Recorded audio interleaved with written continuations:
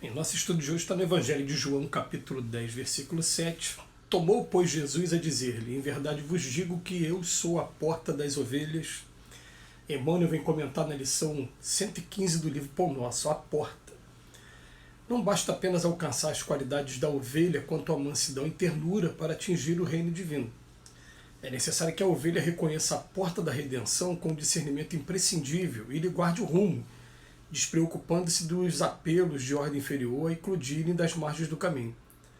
Daí concluirmos que a cordura, para ser vitoriosa, não dispensa a cautela na orientação a seguir. Nem sempre a perda do rebanho decorre do ataque de feras, mas sim porque as ovelhas imprevidentes transpõem barreiras naturais, surdas à voz do pastor ou cegas quanto às saídas justas, em demanda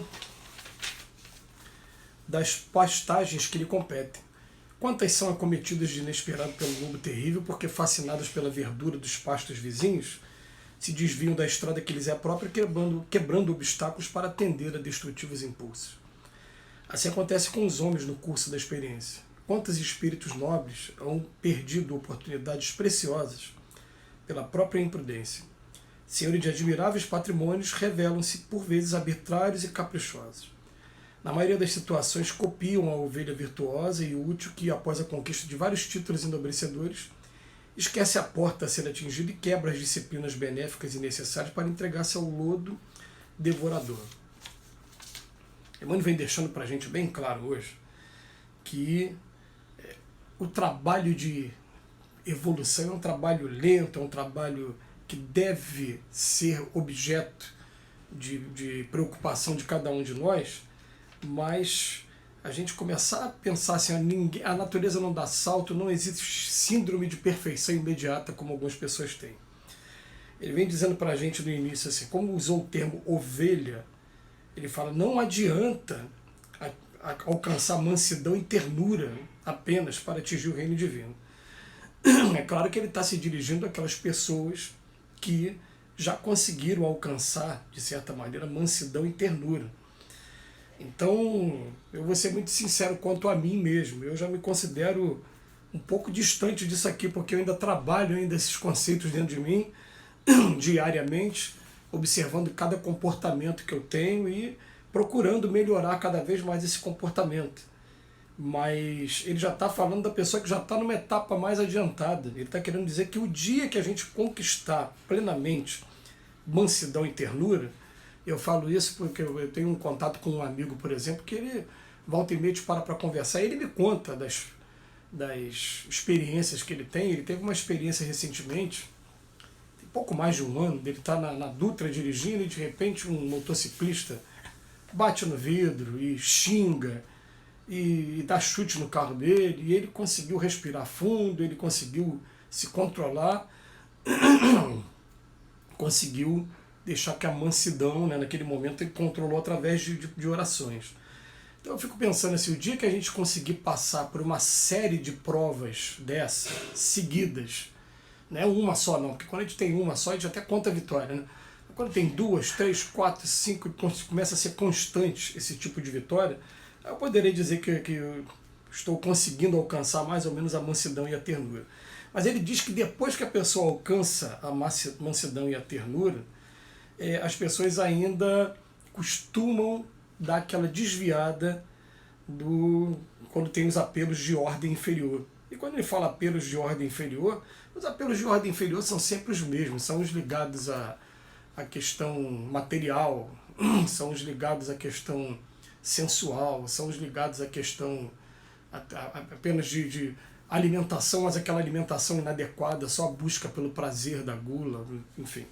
Esses são os apelos de ordem inferior mais imediatos, aquele que impulsiona a gente para a violência, que não vai ser o caso, porque ele já falou da pessoa que já conquistou a mansidão e a ternura, mas que ainda não consegue, mesmo tendo a mansidão e a ternura, ainda confunde o amor com a sensualidade, ainda dá mais atenção às coisas materiais, algumas coisas materiais. Então ele vem dizendo o seguinte, ele vem dizendo que não basta a ovelha apenas conquistar alguns bens, ele tem que aprender qual é o caminho da porta. Ele fala, nem sempre a perda do rebanho decorre de ataque de feras, não.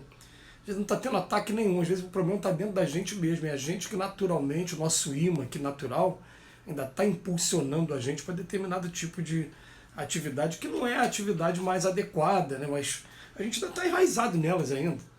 Né? A gente sabe que tem coisas que não são fáceis da gente sair e a gente só vai saindo com o tempo, com a disciplina, com a prática.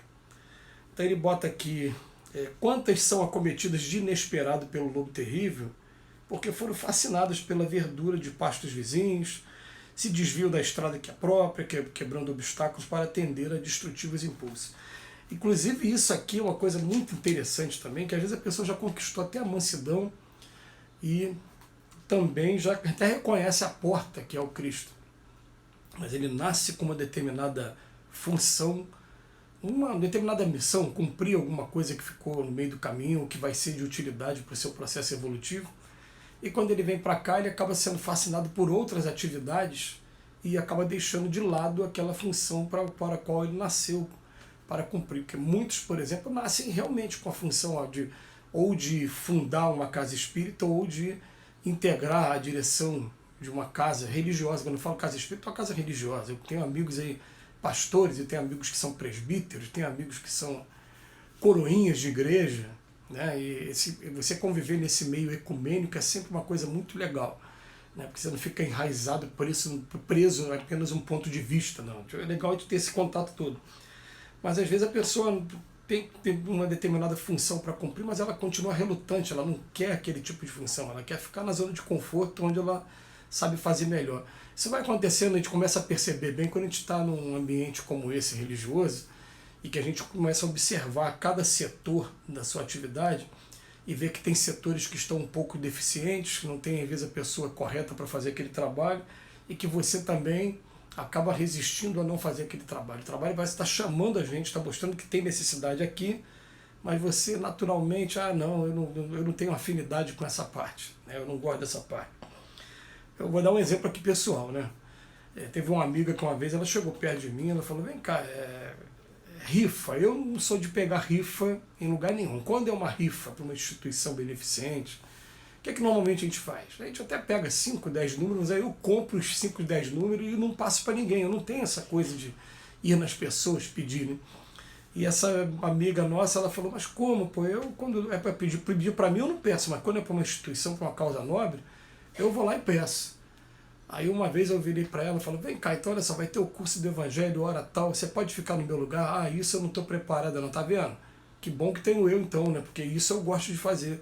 Então você fica com a rifa, eu fico com essa parte. Eu falei dessa maneira, mas foi uma maneira de evitar ter esse contato com um setor que é o setor de arrecadar os fundos para a Casa Espírita, porque como a gente não tem essa coisa daquela tradição do dízimo, a gente mantém nossas instituições com doações de alguns amigos e poucos amigos que realmente doam de maneira generosa a ponto de a gente conseguir custear as nossas contas mesmo, pagar conta de luz, conta de telefone, conta de gás, esses valores que são normais aí para todo mundo, né? Fora as pequenas manutenções materiais que a gente precisa estar fazendo o tempo todo, pintura, enfim, reparo de alguma coisa, né? De algum material eletrônico, enfim.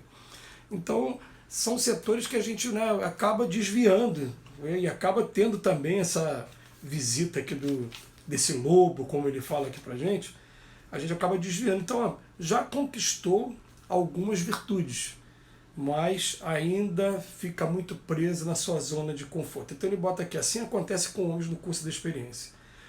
Quantos espíritos nobres han perdido oportunidades preciosas pela própria imprudência?